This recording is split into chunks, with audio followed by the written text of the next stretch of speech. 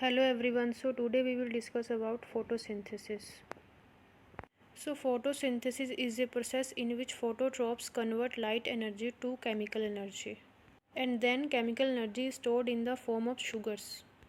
So photosynthesis जो process है वो responsible होती है for producing and maintaining the oxygen content in earth atmosphere. So the energy from sunlight absorbed by proteins that called chlorophylls. So in plant, chlorophyll stored in chloroplast, whereas in bacteria it's stored in plasma membrane. So photosynthesis occur in chloroplast. So chloroplast organelle is present in the mesophyll cell. So in chloroplast there is a disc-like structure that called thylakoid, and the thylakoid of the chloroplast contain the chlorophyll pigment which absorb the light. So photosynthetic pigment. There are 4 photosynthetic pigment that present in the leaf: chlorophyll A, chlorophyll V, xanthophylls and carotenoids.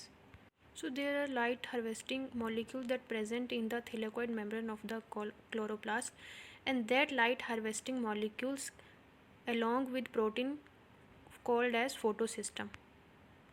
So each photosystem has light harvesting complexes that contain proteins 300 to 400 chlorophylls and other pigments. So there are two photosystems present in the chloroplast, photosystem 1 and photosystem 2. So let's see the difference between photosystem 1 and photosystem 2. So photosystem has a reaction center is P700 and photosystem 2 reaction center is P680. Photosystem 1 involved in both cyclic and non-cyclic pathway, whereas photosystem 2 involved in non-cyclic pathway. So in photosystem 1, it is not connected to oxygen evolving complex, whereas photosystem 2 is connected to oxygen evolving complex.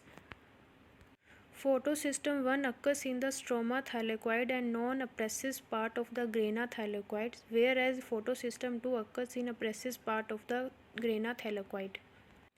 In photosystem 1, chlorophyll to carotenoid ratio is 24:1, whereas in photosystem 2, the ratio of chlorophyll to carotenoids is 5:1. So photosynthesis in the leaves of plants involve many steps, but it can be divided into two stages: light dependent reaction, which is also called light reaction, and light independent reaction, which is also called dark reaction or Calvin cycle.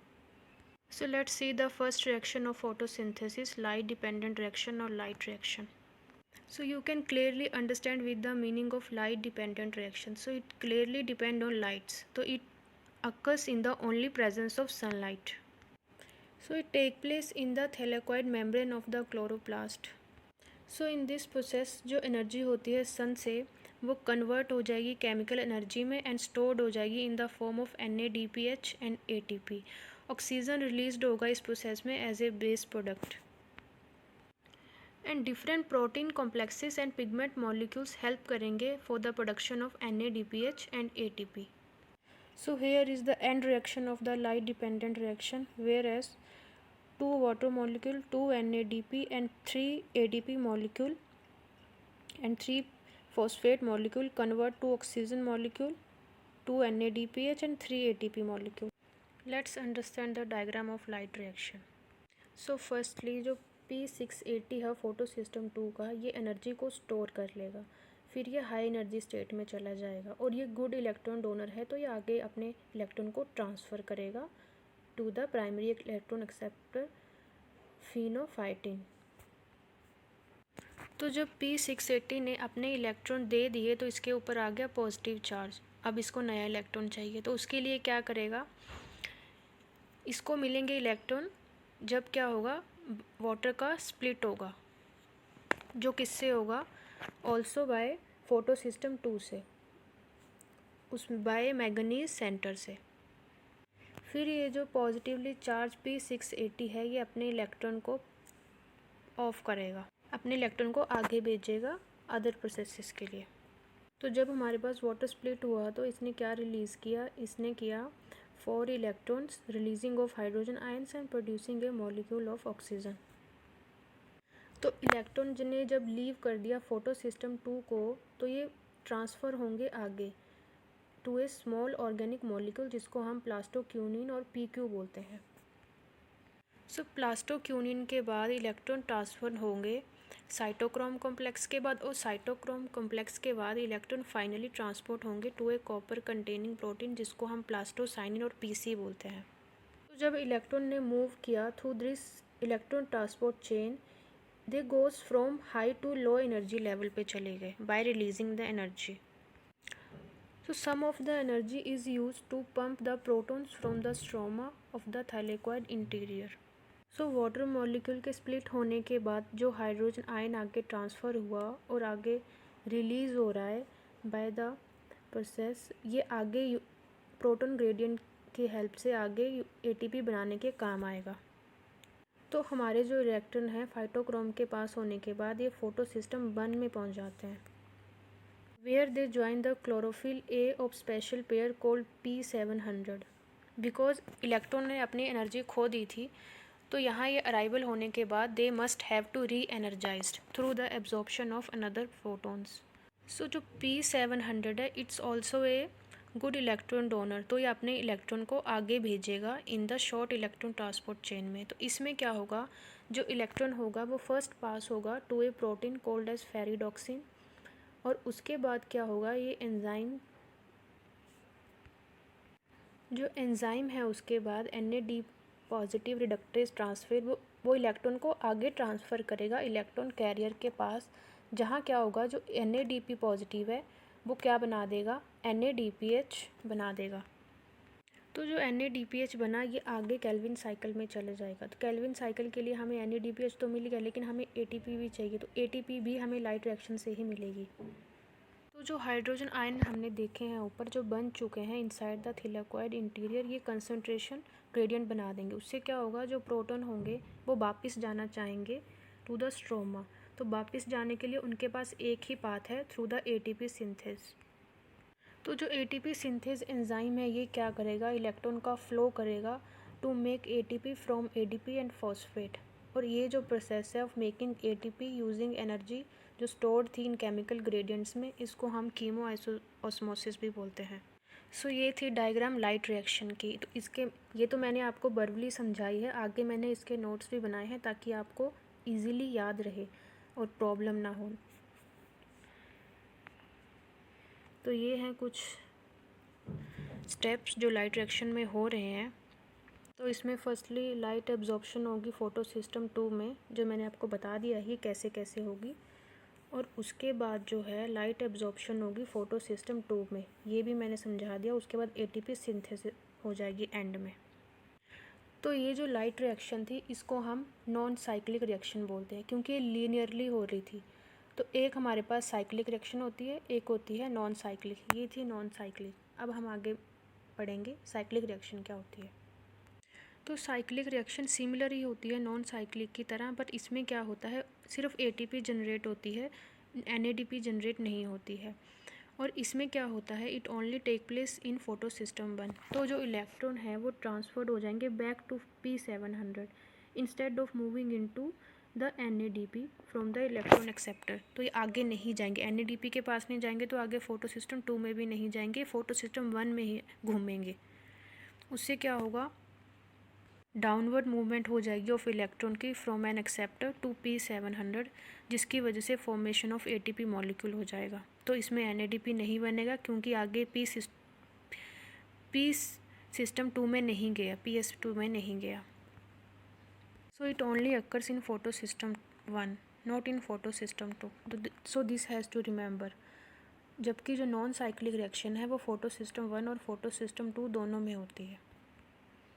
So photosynthesis की next process है light independent reaction और dark reaction, जिसको हम carbon fixing reaction भी बोलते हैं। Light independent, so it's mean in don't need light to process further. So it occurs in the stroma of the chloroplast, where ये utilise कर लेगी NADPH and ATP products को from the light reaction. तो इसमें जो enzyme Rubisco help करता है वो कैप्चर करेगा CO2 को from the atmosphere through the stomata and आगे प्रोसीड कर जाएगा इनटू केल्विन साइकिल में। सो केल्विन साइकिल को हम C3 पाथवे भी बोलते हैं। सो 3 मॉलिक्यूल ऑफ कार्बन डाइऑक्साइड थे, उसने क्या किया, 3 मॉलिक्यूल ऑफ 1,5 विस फॉस्फेट के साथ मिलकर हमारे पास 6 मॉलिक्यूल ऑफ 3 फॉस्फोग्लिसरेट बना दिया। तो यहाँ हमारी कार्बन फिक्सेशन हो गई। उसके बाद क्या होगा, रिडक्शन होगा। तो रिडक्शन में क्या होगा, जो हमारे पास ये 3 फॉस्फोग्लिसरेट बना, इसका रिडक्शन होगा 2 ग्लिसरल्डिहाइड में। उसमें क्या होगा, जो हमारे पास ATP और NADPH जो हमें लाइट रिएक्शन से मिला था, ये यहाँ हेल्प करेगा और यहाँ जो फॉस्फोग्लिसरेट था उसको रिड्यूस कर देगा टू द ग्लिसरल्डिहाइड 3 फॉस्फेट में। तो उसके बाद रिडक्शन के बाद हमारे पास होगा रीजनरेशन। रीजनरेशन में क्या होगा, जो ये ग्लिसरल्डिहाइड 3 फॉस्फेट है, इसके जो एक मॉलिक्यूल है वो ग्लूकोज बनाने में चला जाएगा और जो अदर मॉलिक्यूल है वो रिसाइकल्ड हो जाएंगे to generate the rubisco acceptor. So regeneration also require a ATP where 3 ATP molecule convert to 3 ADP molecule। So again formation होगी रूबिस्को की, जो आगे फिर ऐसे साइक्लिक प्रोसेस बनता रहेगा। So in the further slide, in the next slide, I already told the reactions that are involved in Calvin cycle. So these are the reactions that involved in Calvin cycle. First is carbon fixation, second is reduction, third is regeneration and next is final reaction में क्या होता है, हमारे पास 3 carbon molecule थे, 6 NADPH थे, 5 water molecule use हुए हैं, 9 ATP में यूज़ हुए हैं। बना क्या है, उसके बाद हमारे पास ग्लिसरल्डिहाइड 3 फॉस्फेट बना है, 2 हाइड्रोजन आयन बने हैं, 6 NADPH, 9 ADP एंड 8 फॉस्फेट। तो ये रिएक्शन को याद रख ले, आपको कैल्विन साइकिल ईजिली याद हो जाएगा। तो C4 पाथवे को हम हैच एंड स्लैग पाथवे भी बोलते हैं।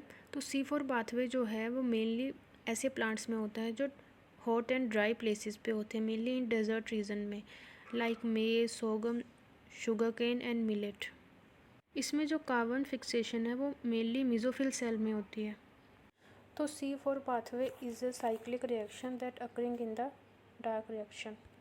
तो फर्स्टली क्या होगा, C4 पाथवे में कार्बन की फिक्सेशन होगी और कार्बोक्सिलेशन होगा। उसमें क्या होगा, जो 3 कार्बन कंपाउंड है फॉस्फोइनोल पायरुवेट, वो कार्बन डाइऑक्साइड को कलेक्ट करेगा in the presence of water and transfer करेगा उसको 4 कार्बन ऑक्सैलो एसीटेट में with the help of the enzyme phosphoenolpyruvate carboxylase.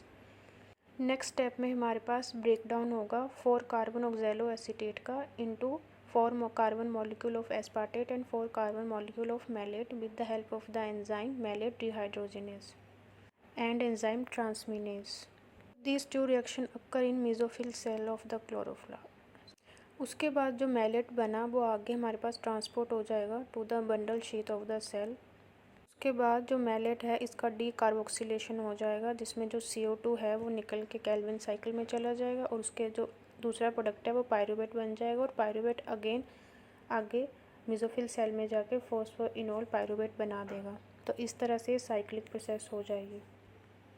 तो जो पायरुवेट से फॉस्फोइनोल पायरुवेट बना, इसमें क्या हुआ, ATP का यूज़ हुआ with the help of the enzyme pyruvate phosphokinase, मतलब इसमें पायरुवेट का फॉस्फोरिलेशन हो गया।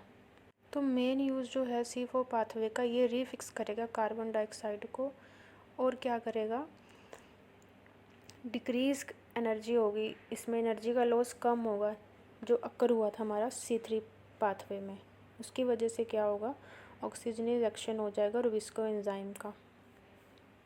सो नेक्स्ट पाथवे हमारे पास है कैम पाथवे, जिसको हम क्रॉसलेशियन एसिड मेटाबॉलिज्म पाथवे भी होता है।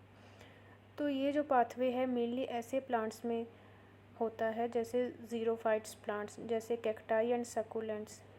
सो it use the phosphoenolpyruvate carboxylase to capture the carbon dioxide. इसमें 3 स्टेप रिएक्शन होती है। फर्स्ट होता है कार्बन फिक्सेशन, सेकंड होता है translocation and fourth is decarboxylation. So in CAM plants stomata are open at night and they absorb the carbon dioxide at night to reduce the water loss during the daytime. It is a type of dark reaction where photosynthesis occur in also daytime, but only gas exchange in at the night. So in CAM plants, the stomata of the leaves remain shut rather during the daytime to reduce the evapotranspiration, but they open at night to collect the carbon dioxide and allow the mesophyll cells to carboxylation of carbon dioxide. So like in C4 pathway, इसमें carbon fixation हुई of carbon dioxide की with phosphoenol pyruvate के साथ with the help of the enzyme phosphoenol pyruvate carboxylase to form the oxaloacetate. And oxaloacetate is converted to malate and other C4 acid. Then malate is stored in the vacuoles at the night.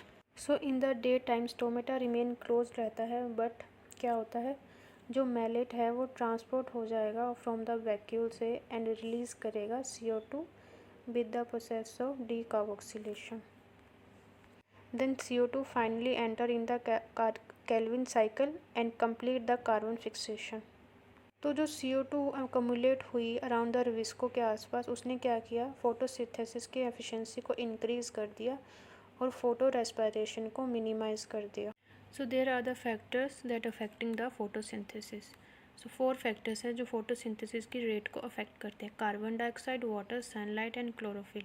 तो जब carbon dioxide की concentration air में ज़्यादा होगी तो photosynthesis की rate भी increase होगी.